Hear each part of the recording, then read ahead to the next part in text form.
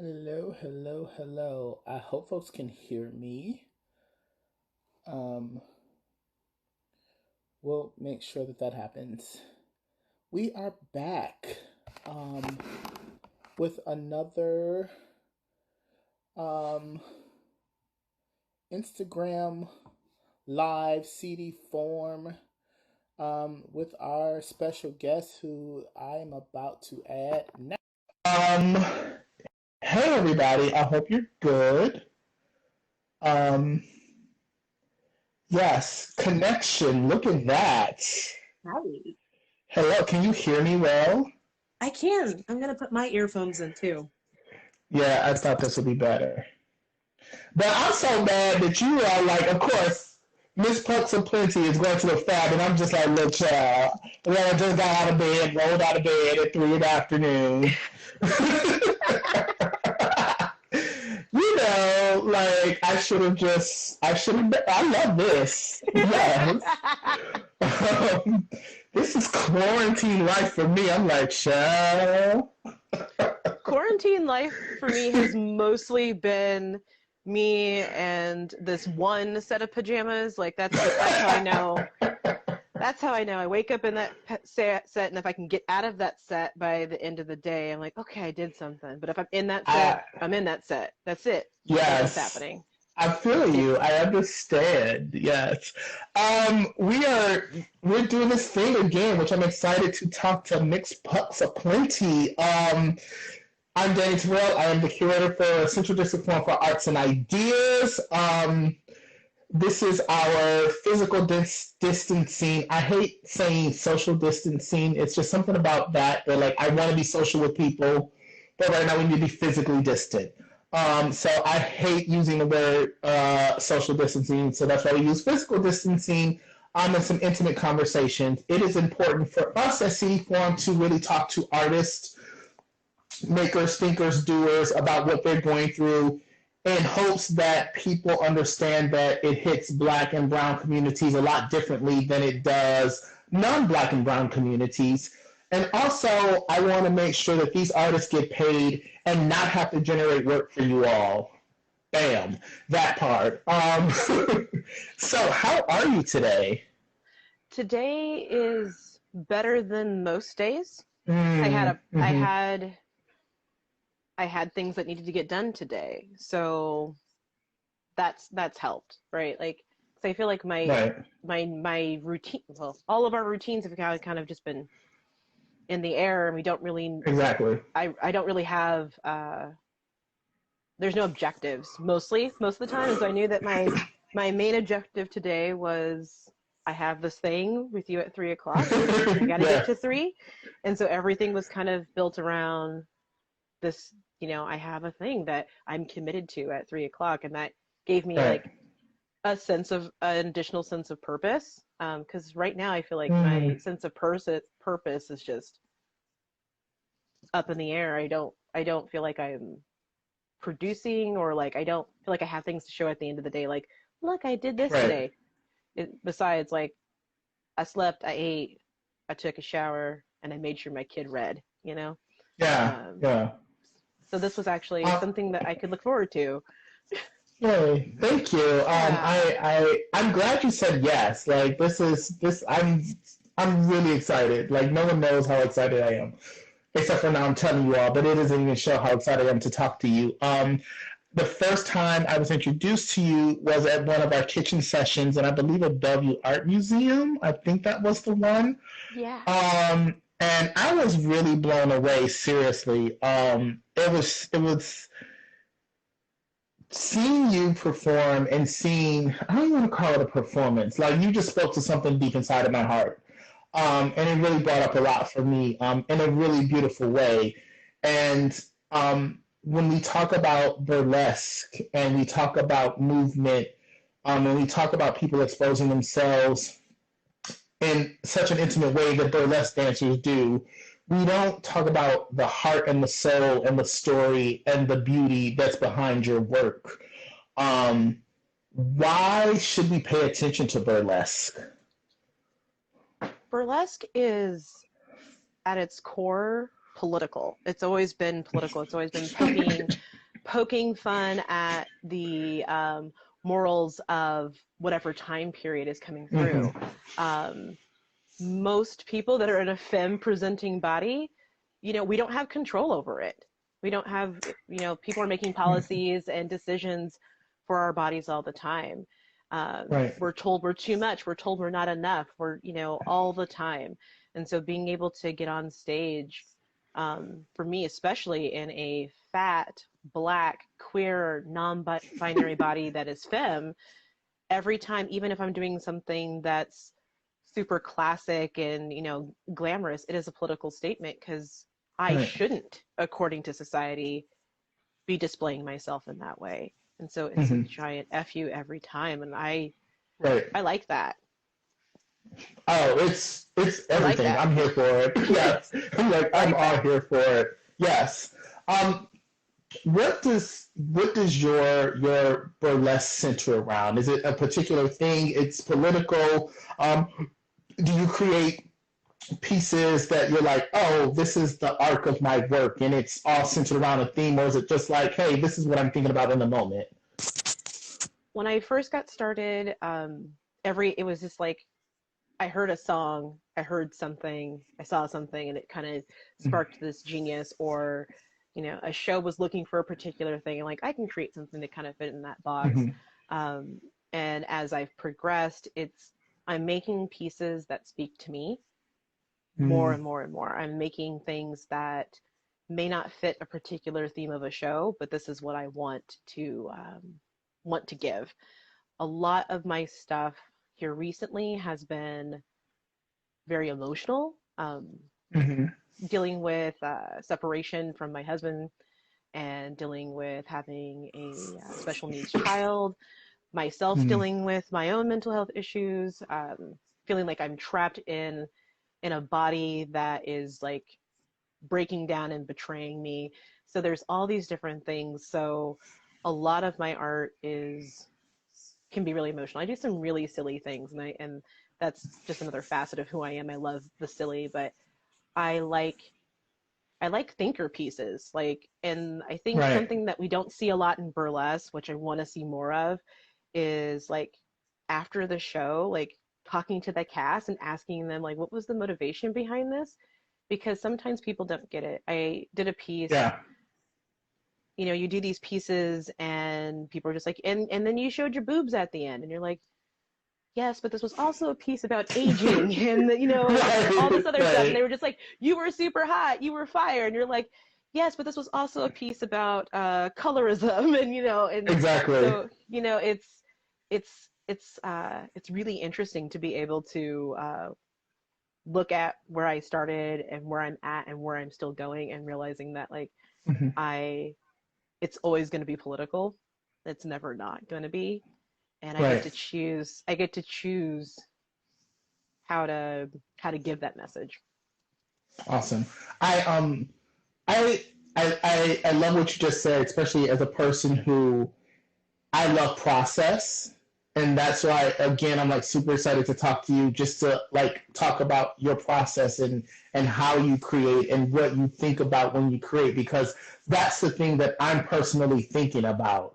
It's like you see these beautiful bodies on stage, and I'm always like, why did you take off your clothes at that particular moment? You know, it's not like take off your clothes. It's like, why did you make that choice? Why did you wait till that moment? And you know, and so like to hear you, and I think people need to understand that like it is a thought out process. It is a way to really get you to sit back and think. And I think burlesque has made me confront some things about myself and my own body, being in a fat, queer, male-identified body, and those stereotypes. So I love watching burlesque dancers who not just are confident, but they're super thoughtful in what they do, and that's why it's just like I can go on about you because you just excite me. Anyway, you are also a producer. And I'm a bad host right now because I normally have my notes next to me, but I was on another live watching Getting Educated. So I know there's junk in the trunk. There's junk in the trunk. It's something else I'm missing. I'm sorry, people. That's okay. I produce What the Funk, an All People of Color Yes. Burlesque Festival, and that's the big show. I co-produce it, and I'm the founder of it. And then Awesome. I produce under the name Productions and do a lot of co-productions. We just recently did back in February an All People Hmm. of Color burlesque tribute to Janet Jackson. So Yes. yeah, I can't believe that was like How, February. right, right. And so and let's just jump into the fact that it's like producing these shows, and these are huge shows, and now they're at a standstill. um, and what does that do for you emotionally, mentally, spiritually, physically? It um, it feels like you're trying to hold water in your hands, and Hmm. you're trying to hold as much of it. Watching, like, basically, I got to watch in real time as gig after gig, show after show, festival after festival canceled, and I didn't have Hmm. to watch just my stuff. I watched everyone in this Right. community across the nation, across the globe, who's involved in burlesque, make decisions that they never thought they were going to have to make. Hmm. Um, I think one of the hardest ones for me to kind of just be like, it. I, there's nothing I can do was I was co-producing Fierce Queer Performing Arts Festival in Seattle. It was going to be next month in May, and that was the hardest one. We had people coming from all over the country for it. It was Hmm. the first time this festival had ever been on the West Coast. It's typically on the East Coast, and it was a big deal. We had, it's wasn't just burlesque, it was drag, it was singing, it was performance art, it was all this stuff. And like we knew we were going to have to cancel, Hmm. but like it just like just having to pull the plug on it was demoralizing, I think. It's Hmm. postponed, it's not canceled, but like at the time, you say, we made these cancellation calls, like late April, right? Right. And the landscape has changed, it changes daily. So that's been really hard. And then venues, watching a lot of these venues that we work with, they're putting up fundraisers because they're not quite Yes. sure. We just lost a venue, Copious Love in Ballard. They have Whoa. decided, yeah, they're going to be giving up their physical space, so Mm. they're still going to be around, but their Mm. physical space is, Hmm. closing, and that's a huge blow. I had a show scheduled there for the end of April, and we were Okay. actually bringing in Amani Sims for that show, and Oh. all these things, and the space is gone, like it's gone, Hmm. and that's those are the hard parts as a producer. It Right. affects me. That's my 9 to 5 has been producing and making these shows happen and paying marginalized performers. And right now, Right. I feel like my hands are tied. I can't help anyone. I can't save anyone. I Hmm. feel like I'm put in positions of leadership a lot, and right now, I don't feel like I am being an effective leader because I can't rescue everyone from the sinking ship, Hmm. What are and it's you in scary. this? Yes, it's extremely scary. What are you? And thank you for sharing. Thank you for being so open with that. I do appreciate that. Are there ways that you are taking care of yourself? Um, and then that's kind of like a blanket statement because everyone says that. But what are ways that you are giving yourself love? Because it sounds like you're a caregiver and you want to make sure people are okay. But what are ways that you're making sure yourself and your child that you two are okay? Um, thank God for Disney Plus, like with a little kid right now, that's been really like that's, being able to show him movies that I liked as a kid, Mm. that has been helpful. Um, Mhm. my son he's autistic, Mm. and the things that he's really into. So I am finding myself kind of doing a little bit more research into like his hobby. So when he asks me a question, I can actually engage in a conversation that I know what's going on. And I feel like Right. that's a good service to him, and that's a good service to me, as opposed to feeling like I'm Hmm. phoning it in as a parent. Um, Right. and and then in terms of taking care of myself, you know, DoorDash is a beautiful thing. Uber Eats is a beautiful thing Yes. sometimes.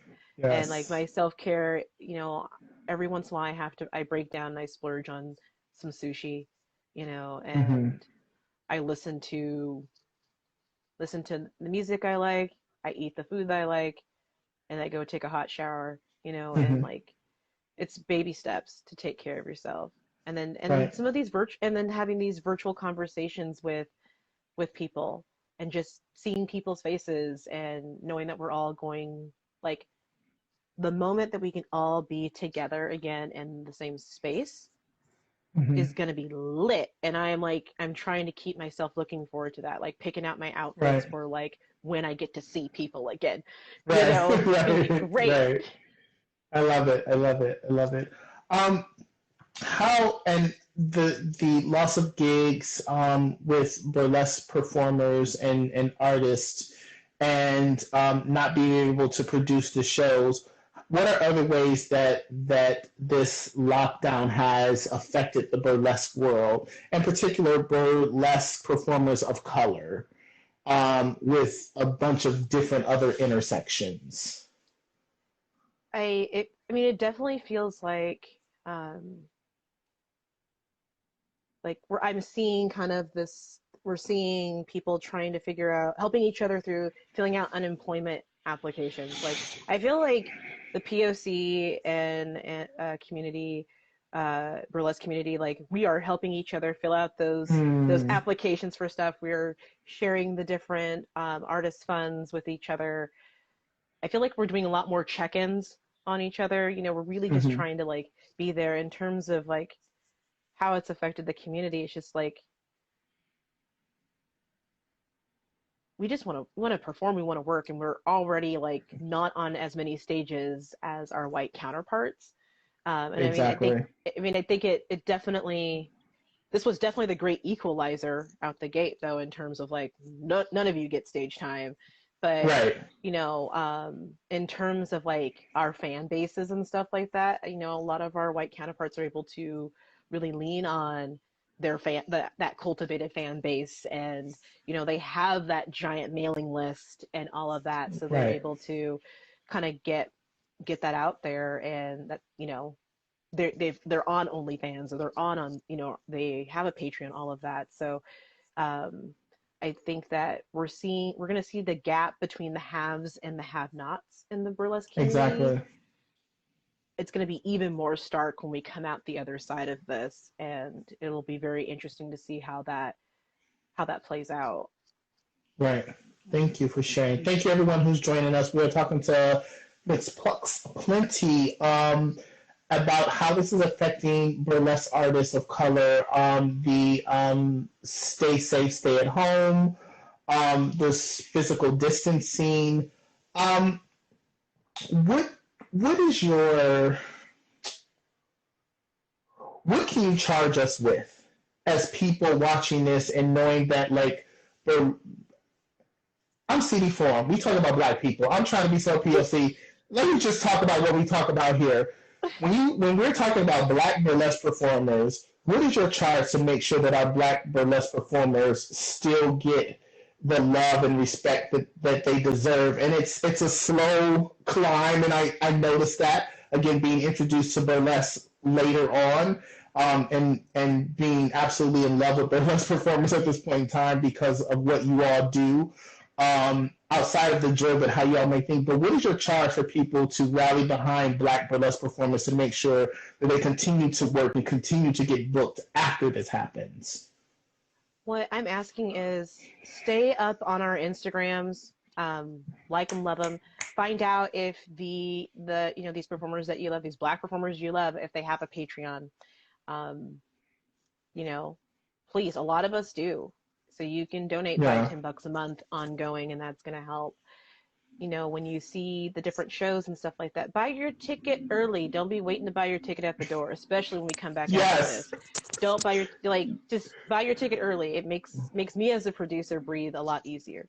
But Right. follow these people, like these people. If they have merch, buy their merch, rep their merch, please. Nothing brings me more joy than seeing someone wear a What the Funk t-shirt and I can pick it out and they're just doing their daily life and they're wearing the shirt. It makes me really happy. Can we get one of those t-shirts? Yes. If you go through, yeah, yes, please. They're all in my storage unit. Please take them all. I sell them on my Etsy store, which is No Pucks Given. So if you type in No Pucks Given on Etsy, but I'll also put it up on my Instagram too.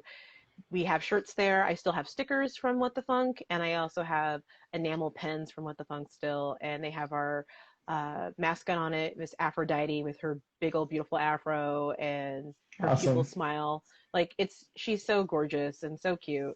And like, I think like one of the things that was really great about like the logo is that she's black. She's so black and beautiful and gorgeous. And you're just like, this is so cute and so amazing. And it just brought people so much joy to see her. And I just hope that when as we continue to do this festival, that when people see Aphrodite, they know they're gonna see something amazing. That just becomes synonymous with seeing really good burlesque. Awesome. And it's something. There's a few things. If you buy tickets to these shows and you can't go, just give them the money and don't ask for it back. Let's just talk. Just like, oh, I can't show up, but there's my donation to make sure that this keeps going. At times you don't just know that you're doing a good thing. What was I about to say? It was something else that you said that was really that really struck me, and I can't think of it right now.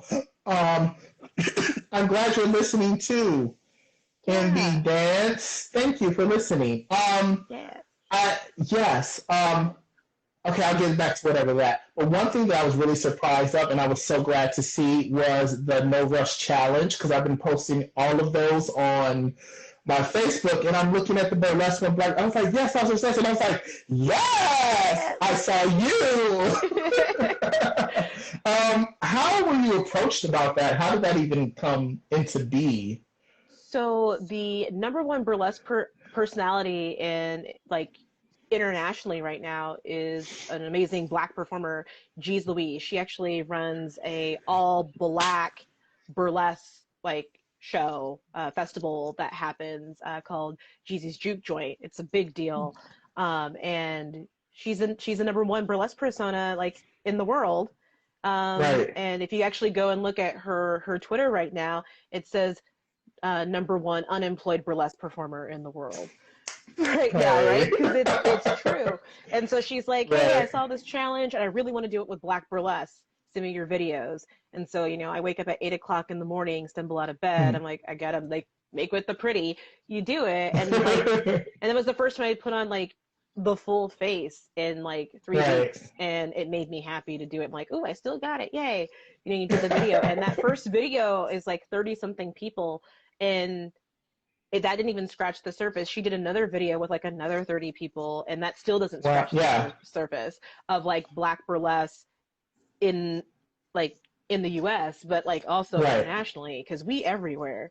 So it was just really beautiful to be a part of that. And one of the things that really made me happy is the woman that you see right before me is Miss Twirlisha Divine, and she's actually the current Grandmaster Funk of the What the Funk Burlesque Festival, and she's just an amazing, phenomenal performer. And so we passed the glove to each other. It was very, very cool.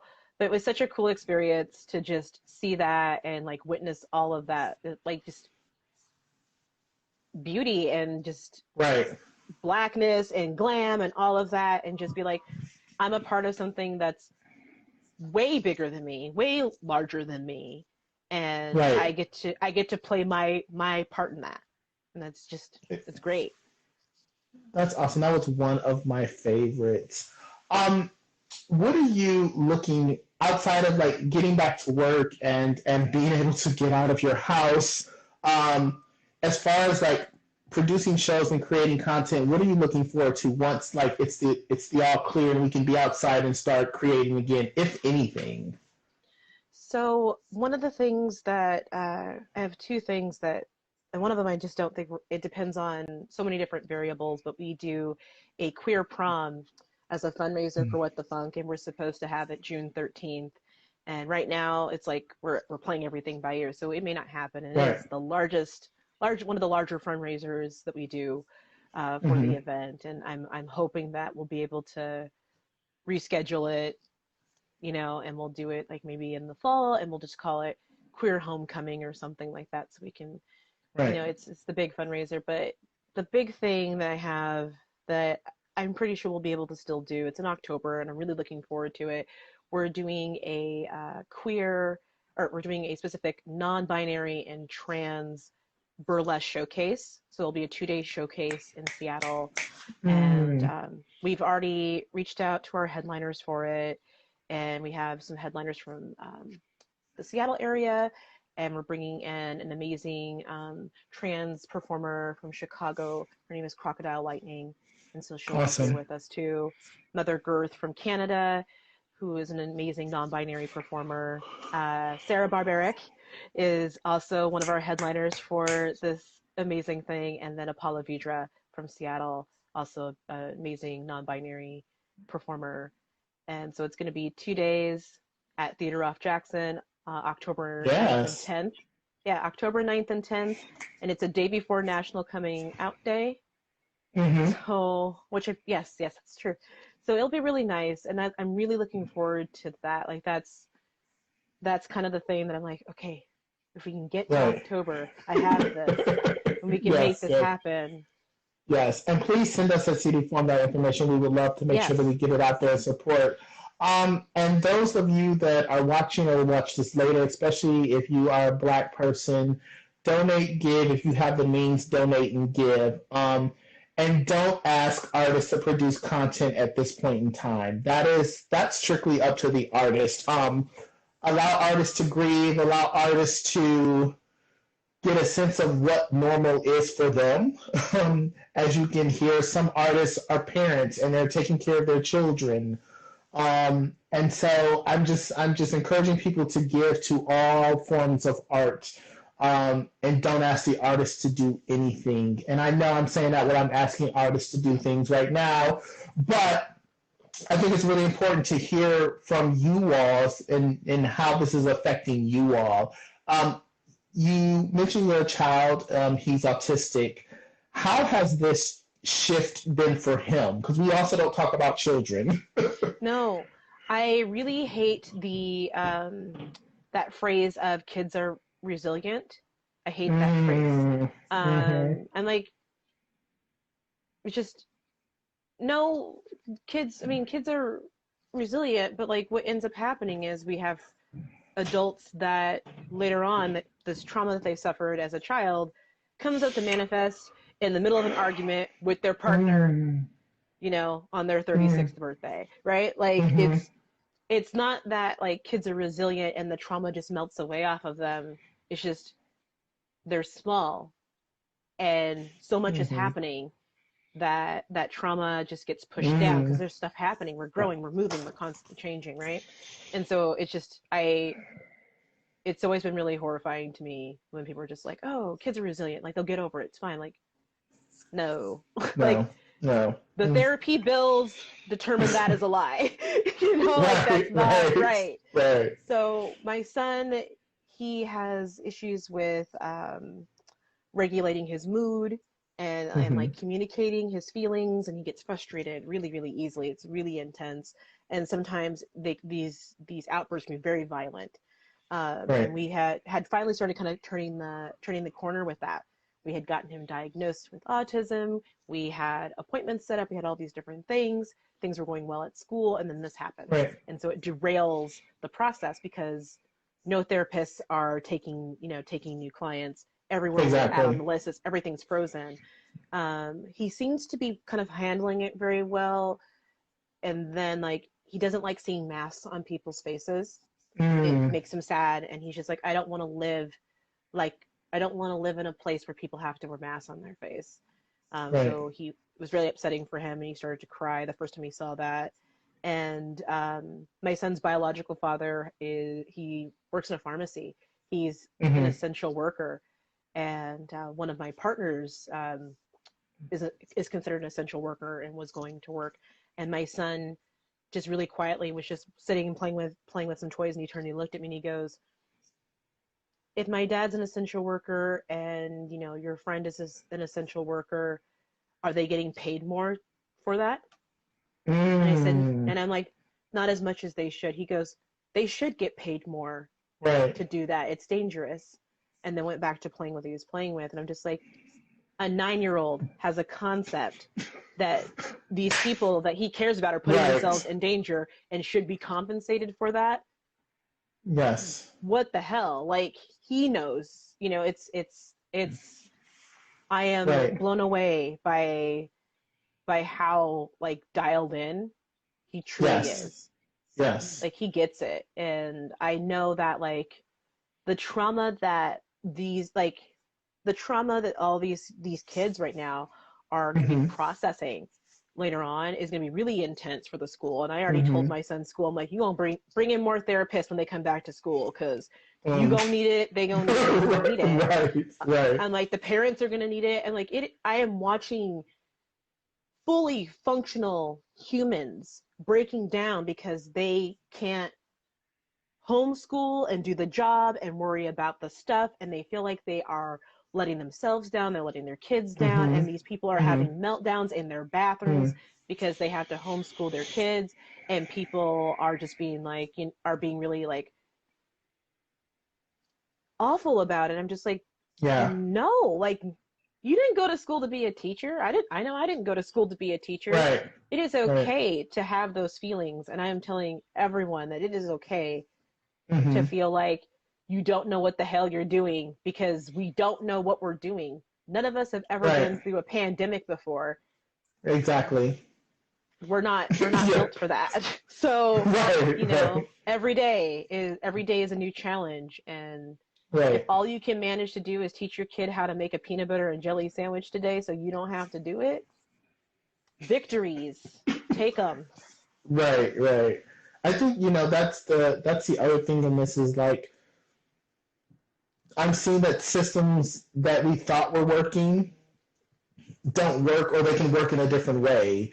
And even like how children can be educated is completely different now. That maybe they don't need 6 to 7 hours of school. Maybe they need 2 to 3 hours of school and some other activities and some other ways to get education. And maybe this is a way to equip parents with something else financially. Like, it's like, oh, we need to like not just pay our educators and essential workers. We need to pay like our parents also, who have to do, especially single parents and single mothers and single Black mothers. Let me just get on down and break it on down. And the support around, especially I see like a lot of Black women who have to work and also take care of their children that may not have a consistent partner there to help them. I just, looking at the world differently, it's like we must rally around people that have less than. And I don't, less than is maybe not the right word, but that's the word I have right now. It's the access to resources, right? Thank you. Yes. It sucks to think about like all of our different connections and things like that as resources, but everyone has potential resources that they can give. It's your time, right? Your time and your energy, and these are all I got right now is time. That's what a lot of us got is time, and like we have to make sure that our most vulnerable in our society are protected during this, so we can all kind of come out of this the other side. I think it's been very eye-opening for a lot of folks who have never really had to deal with uncertainty before, or feel powerless before, and they're looking at marginalized folks like, how are you guys handling this so well? And we're just like, we've been put through some stuff before. I mean, I'm not sure if you've picked up a history book or not, but we've been through some stuff before. And, we're used to stuff being off the rails and not being fair and not being equitable. We're used to that. And I think that like it took a global pandemic for Mm-hmm. people to, for some folks to actually take a look at the system and realize that the system is not right. It's not right. Exactly. Yeah, thank you for that. We are getting close to time because these conversations are real short, but we try to get it all in. And I'm quite sure, because this is just me, this will not be our last conversation. No. Because I feel like there's so much more you have to say, and I'm just like wanting to just take it all in and listen. Again, Black women are powerful because they hold so much, and I thank you for that. Two more questions. One question is, how can we directly support you? And I know we have it on like our Facebook page and our Instagram, but I want to hear from you. How can we directly support you financially or with other resources? So, financially, definitely you can send money to my Cash App. It's at pucksaplenty, or PayPal at productions@gmail.com. I also have a Patreon, which is under Mixed Pucksaplenty. But Mm-hmm. really, I would love for people to check out my Etsy store, buy some stuff, represent the merch, um, and I'm my production company is fiscally sponsored by Shunpike.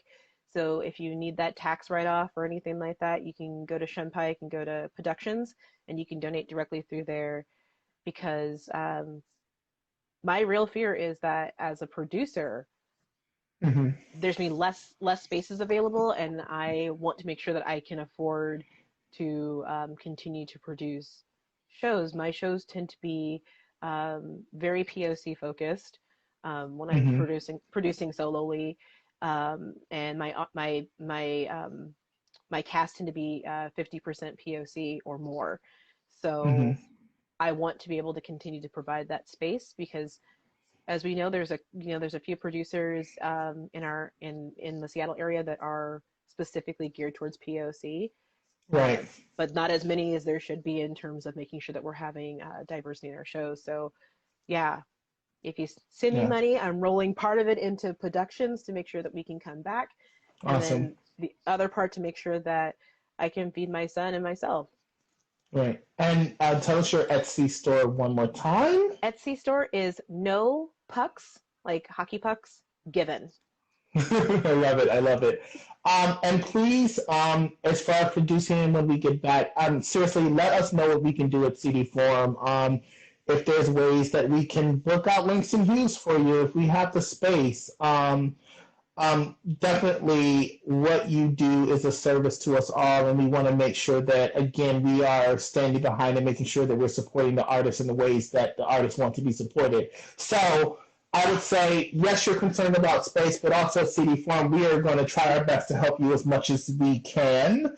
So please let us know what we can do for that, and anybody else that has access and resources to other things, please let Mixed Pucksaplenty know this so they can continue to do the work that they do. It's healing work. It is. like It is. all stuff aside, like the work that you do and other burlesque performers do, what I'm understanding for myself, it is healing work. So I am in gratitude to you and what you do and how you show up in the world. Thank you for that. My last question is what I ask everybody. What is your joy? I love performing. It brings me Mm, so much joy to be on stage. I have been dancing since I was very, very little. One of my earliest memories was I was about like 2 or 3 years old, and I turned on my mom's giant stereo system, and it was Salt and Pepper's Push It. And I was just going around the house saying, mush it, because I couldn't do the P's yet. yes. And that's been my existence, is making people smile and laugh, and and bringing them joy that way. But it brings me joy to entertain. It's just another service to provide for people. I Yeah. think in order to lead, we must serve, you know? Mm, mm, yeah, that one. Yep. That's that. We're gonna end on that note because that is like Boom. That should be your next shirt. Yep. It is to serve. Yes. Thank you for your time. I don't know your son, but give your son some love from me, from someone who admires their parents so much. I will.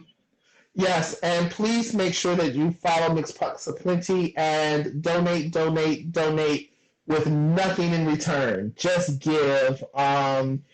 They are a mother, they are an artist, a producer, and they are trying to keep the ship going so we can be healed. So thank you for your time. It was lovely to talk to you. More of this will happen. And you have a great Saturday. You too. Bye. Bye. Bye. Love you. Yes. Okay, I'm excited. Okay, bye. Bye.